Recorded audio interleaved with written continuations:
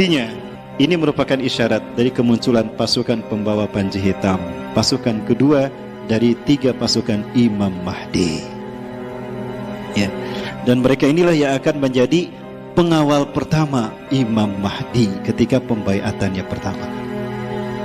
Nah, nanti kalau ada umroh, Bapak Ibu sekalian, melihat ada banyak orang Taliban umroh, hati-hati, jangan-jangan Imam Mahdi sudah ada.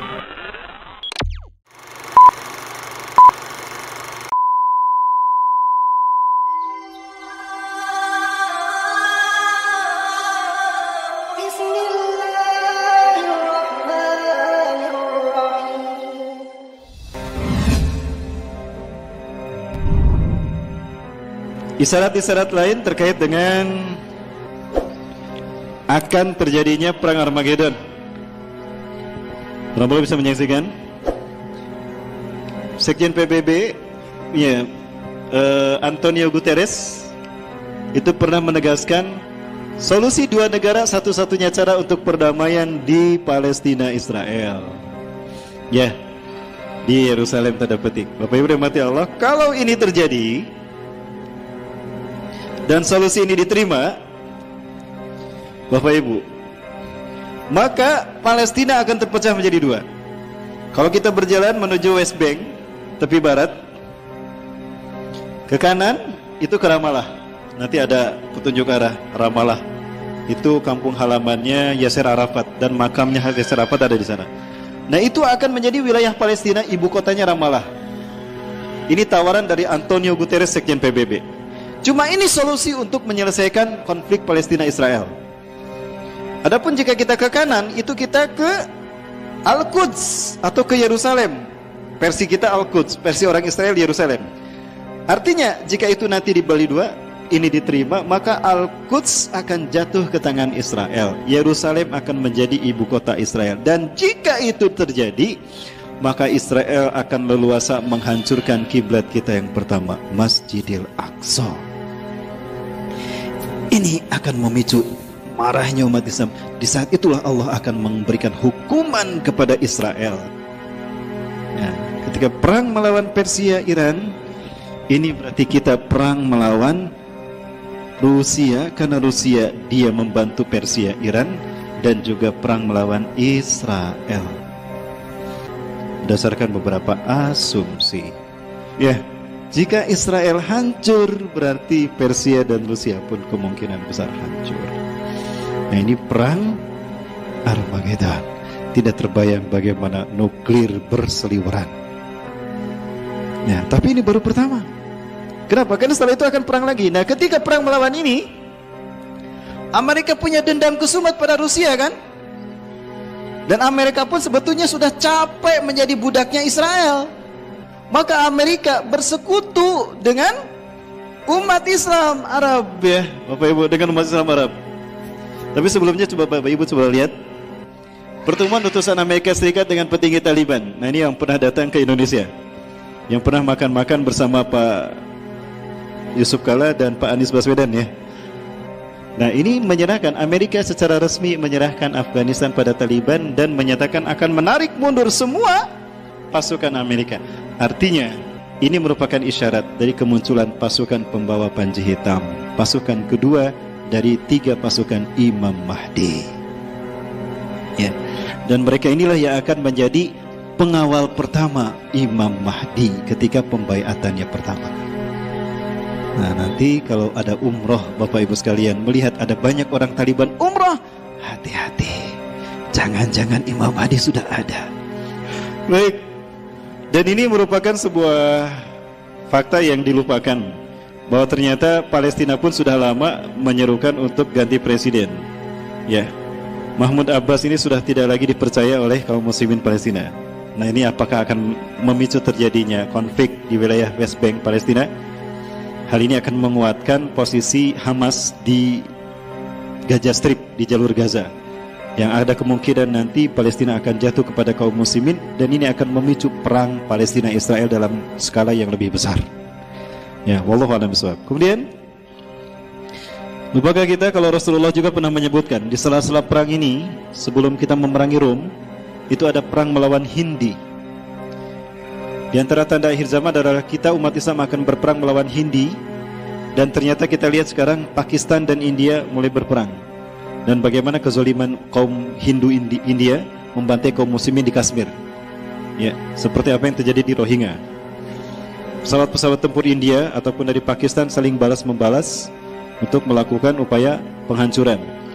Pakistan pun sudah jelas menegaskan bahwa Kashmir tidak akan pernah dilepaskan dari Pakistan. Kashmir adalah bagian dari Pakistan. Ini pinter Inggris ketika membagi dua India, wilayah Muslim menjadi Pakistan, diserahkan kepada Ziaul Haq, dan yang India diserahkan kepada Sri Pandit Jawaharlal Nehru. Itu Inggris yang menengahinya. Ya, tapi Kashmir dijadikan buffer. Ke India tidak dimasukkan, ke Kashmir ke Pakistan tidak dimasukkan. Jadi dibikin sebagai buffer nanti agar menjadi alat untuk mengadu domba keduanya, dan ini berhasil. Seperti antara Iran dengan Irak, ada satu wilayah yang kemudian dijadikan buffer. Apa itu? Ajwaf. Dan itu sebetulnya Muslim. Sekarang lihat bagaimana nasib kaum muslimin di Ajwaf, dibantai, Pak. Karena mereka Muslim. Siapa yang membantainya? Iran. Nauzubillah. Maksudnya orang-orang Syiah. Setiap hari pasti aja ada yang digantung karena mereka tidak mau masuk Syiah. Ini jahatnya Syiah di Ajwaf. Silakan buka di Google Ajwaf.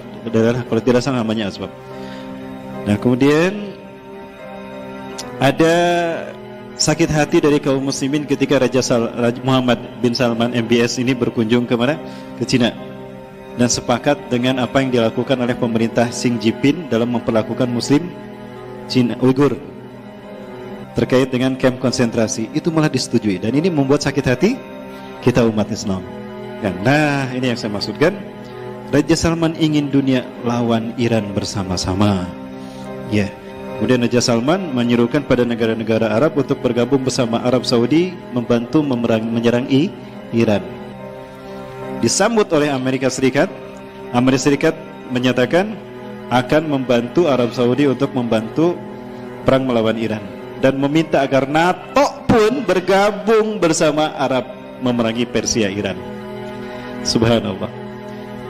Rasulullah mengatakan, kalian akan bergabung dengan Bani Rum. Ya. Tashtarikuna birrum tuqatiluna aduwwan min waraikum. Kalian akan bergabung dengan Rum memerangi musuh di belakang kalian. Siapa musuh di belakang kalian? Nah, ini Bapak. Wa takhuduna hilman taman ma'hum, dan kalian akan mengambil perjanjian yang sempurna dengan Barat untuk bersama-sama memerangi mereka. Perang melawan Iran berarti juga perang melawan Rusia dan Israel. Ini analisa saya pribadi. Mungkin berbeda, silakan Bapak Ibu. Nah, perang melawan Iran, Persia dan Israel ini memberikan sisa ghanimah yang banyak, luar biasa. Nah, sementara ghanimah itu hanya diberikan pada orang yang beriman, pasukan yang beriman. Nah, Rum tidak kebagian. Sakit hati Rum. Akhirnya diam-diam mundur dan berkhianat kepada pasukan umat Islam, pasukan Arab. Diangkat salibnya. Salib menang, salib menang, salib menang. Kata siapa salib menang? Didorong, jatuh, mati. Yang mendorong ditangkap dan mati juga. Nah, disitulah berpisah antara Romawi dengan umat Islam. Ya, mereka kemudian membentuk persekutuan. Ya. Hum yuqatilunakum tahta samanina raya. Mereka bergabung dan memerangi kalian di bawah 80 bendera. Satu bendera 12.000 pasukan. Berarti 960.000 nanti. Nah, mereka inilah nanti yang akan menguasai Turki. Namun persekutuan ini terjadi setelah Rom ini dan kaum muslimin betul-betul berhasil menghancurkan Persia dan sekutu-sekutunya. Salah satunya adalah Rusia. Ya, bukan hanya Israel, Bapak Ibu sekalian. Sekarang sebetulnya sudah memanas hubungan antara Amerika dengan Rusia. Artinya memang sudah mungkin juga akan terjadi perang, sehingga persekutuan Rusia, Iran, Israel ini tidak menutup kemungkinan akan terjalin ketika perang melawan Arab dan Amerika, juga NATO. Ya, Turki juga sama. Turki ada kemungkinan melepaskan diri dari NATO, dan dia merupakan negara terkuat yang berani melawan NATO dan berani memberikan veto kepada keputusan NATO jika bertentangan dengan keputusan Turki. Maka alhasil 80 negara ini memerangi Turki.